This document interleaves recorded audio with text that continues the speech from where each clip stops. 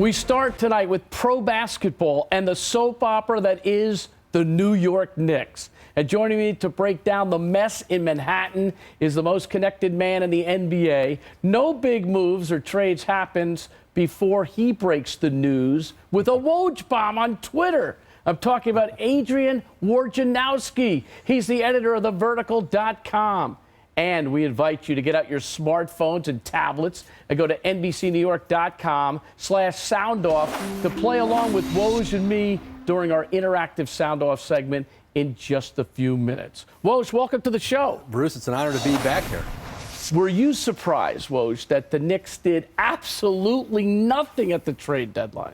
I was, Bruce. They were real engaged with Minnesota on a Ricky Rubio, Derrick Rose trade, and New York wanted to do that deal. It was ultimately, my sources tell me, Minnesota that in the end backed out of it. But I do think, now, Derrick Rose will be a free agent this summer, so they won't be able to do a straight-up deal for those two.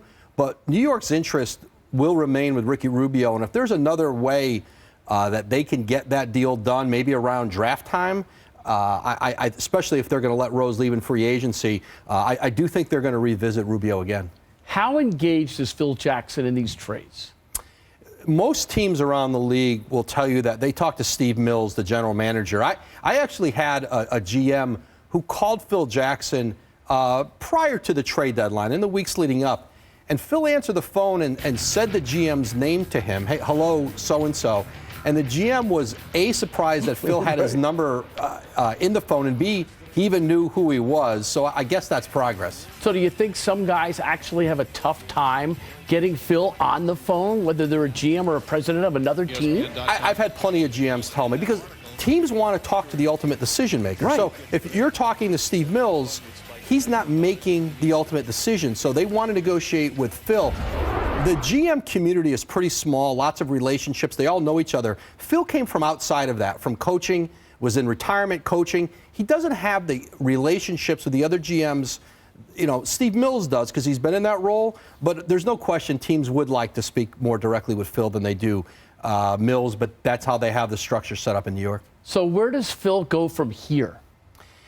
You know, this for them is another big summer. And I think for the Knicks, what they have to focus on, they probably should have done it last summer, is make every decision with Kristaps Porzingis and his development, his growth, his evolution, all of it with him in mind. The deals they made last summer and the moves were not built around what was best for Porzingis.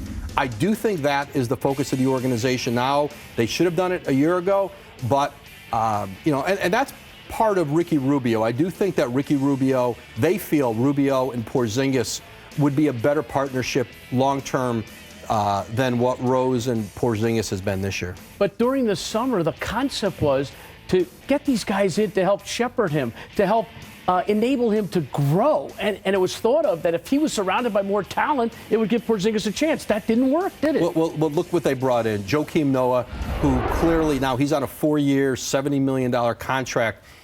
You know, there was a belief in Chicago that physically they didn't want to re-sign him, and you've seen the reasons why. He's struggled when he has been on the floor.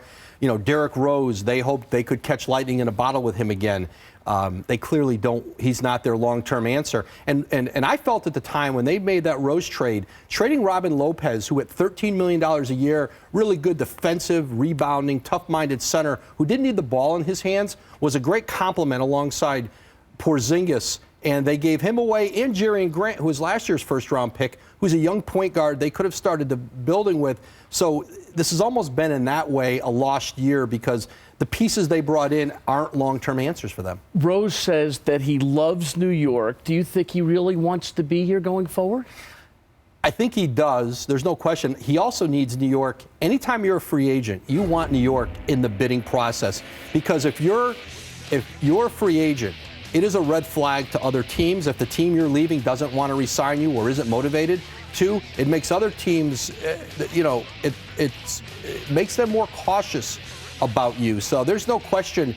Derrick Rose looks around the league and says, who's out there willing, who needs a point guard, has major cap space, and is willing to pay me $20 million plus a year. Because he's not a max player. No, and he hoped coming back here he would recreate his value. He hasn't done that. So he just needs New York in that, engage in his negotiations in July. He was trying to create the brand all over again. Unfortunately, it didn't really happen. Let's talk about the brand. We've got 8 minutes. We haven't talked about Carmelo Anthony. What happens to Melo, you think, this summer? Does he waive the no-trade clause? Listen, he had every opportunity to do it here at the trade deadline, and Carmelo had no interest in doing it. Part of it was twofold.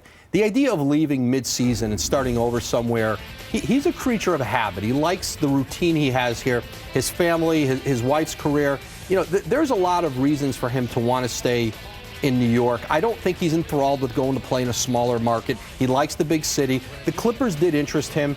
They had to make a decision in LA about how much they wanted to give up, whether they wanted to run their payroll as high as they would have for Melo. I think it will all be revisited around draft time again. And I think the Knicks then can re-engage teams around the NBA draft prior to free agency, find a possible deal that makes sense for them asset-wise, and then they've got to take it back to Carmelo and say, will you accept this deal here? Here's the other reason. Carmelo did not like the idea or the perception that Phil Jackson was running him out of town. No, he didn't like that at all. No, and there was no question that there's a reason he has that no-trade clause, was to have control on his future.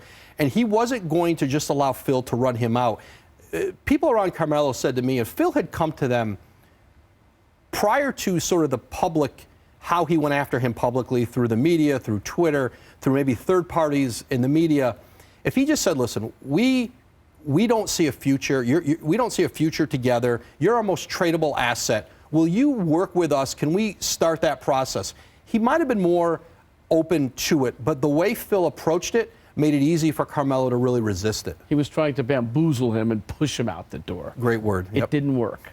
It's now time to get out your smartphones, tablets, or laptops and go to NBCNewYork.com/soundoff. We'd like to get your opinion on some Oscars-themed Knicks question. Woj, you ready for this? I'm ready. All right, here we go. Who is the Knicks' leading man, Carmelo, Porzingis, or Phil? Porzingis will be the leading man going forward, but the man with the most control over this organization right now, and we just talked about it, Carmelo Anthony, because of that no-trade clause, everything New York does is limited until Carmelo is willing to waive that no-trade clause and let them make a deal. So I don't think there's any player with more impact in the near future in that organization than Carmelo. I'm going to say Phil. It's great disagreeing with Woj. Question number 2, best describing the Knicks genre. Is it a comedy, a horror, or science fiction? It's definitely not a romantic comedy, Bruce. I would say science fiction. I think the Knicks almost live in a parallel universe to the rest of the league, how people operate. I'll go science fiction. Okay. And question number 3, which sequel would you like to see? Return of Riley, Return of Ewing, or, at last, Return of Oakley? I'm going to go with Patrick Ewing because Patrick has done his preparation. He has paid his dues as an assistant coach. Almost got the Sacramento head coaching job last year. He is qualified. He shouldn't just be a future Knicks coach because he was a great player here. This is a guy who is qualified to be a head coach in the NBA. I'd like to see Patrick get that opportunity someday. I think he'll be a really good head coach. And finally, do the New York Knicks win someday? Is there hope? I ask that question to Melo all the time. Is there hope for the franchise? Listen, all things being equal, the Knicks, the Lakers, players would love to play here. They're dying to play in these markets, but the organization has to be right. You've seen it in LA and you've seen it in New York, that free agents aren't just flocking here because of the market. The league has changed, the landscape has changed. You don't have to be in one of the big markets to get big shoe endorsements, to be on television all the time.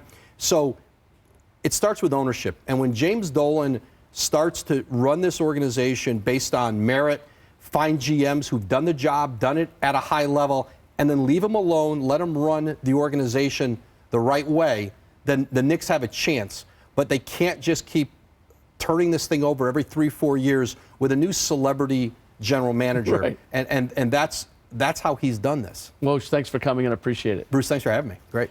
That's the pride of St. Bonaventure University. Adrian Wojnarowski, editor of TheVertical.com. Check out the Vertical podcast with Woj for compelling talk with some of the best players, coaches, and GMs in the NBA. The Vertical, part of Yahoo. Coming up next, we're talking Rangers with Steve Alaquette of MSG Network. And keep your phones handy. We'll do another sound off segment in just a few moments. But first, it's time for the Verizon Fios Fast Connection of the Week. And on Friday afternoon, Yankees prospect Aaron Judge pronounced that baseball is back. Judge crushed a mammoth homer off the scoreboard at the newly configured Steinbrenner Field in Tampa. The team hopes the 6'7" outfielder makes some serious noise this season. And that's the Fios Fast Connection of the Week.